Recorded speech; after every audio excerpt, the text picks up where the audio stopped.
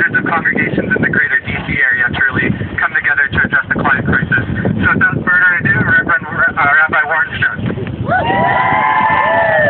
Thank you, Adi. And we're here because we care about what's happening to our world. I just returned from 2 international conferences, one at the Vatican and one in Seoul, South Korea, of world religious leaders.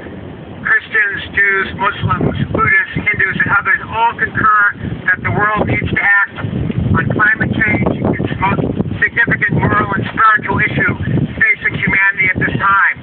The Obama administration has good intentions, but it has sidelined climate change, and it needs to be on the front burner, not the back burner.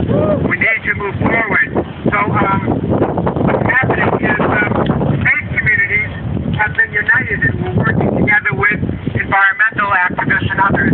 We're calling for the Obama administration and to Congress to move forward with a pledge of $100 billion of development funds to support the developing world in reforestation and the quest for alternative energies. We'd like to see climate legislation passed through Congress. It's time to be bold on this issue. When I was in Copenhagen, I met with the leaders of Kiribati, the Micronesian nation that will be the first to disappear in the world. The president and the leaders of Kiribati, Michael Foon, addressed UN Copenhagen. He said, "Our children have no water. What is happening, not only to Kiribati, but to Tuvalu and to the Marshall Islands and to the Maldives, is what will happen in the next century to the rest of the world as well. Salt water is infiltrating the fresh water, and they're losing their water systems." And the president said, "Our children are dying because they have no water. They'll be the world's first environmental refugees." And now also the food systems throughout those islands have been destroyed. So climate change will have a tremendous impact on our globe as well. So I'd like to hear some action on your part. Climate action now. Let them hear it in the White House. Let's see. Start that chant. Climate action now. Louder. Action now.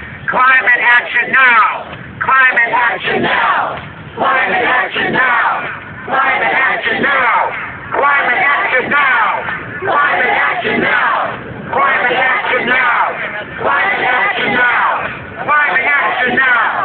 Climate action now. Climate action now. Climate action now. Okay. So we're living a paradigm shift. We have to go beyond diplomacy and legislation, just like the civil rights movement. It started with the people, with action and activism in the states of Selma and other places, and legislation came later. So we're doing the shift now in all of your groups. We're shifting how we live. So we invite all of you, whether you're a journalist or an architect or an engineer or an artist or a poet or a writer, to be engaged in sustainability and the environment, to speak out, to be courageous, to get your voices out there.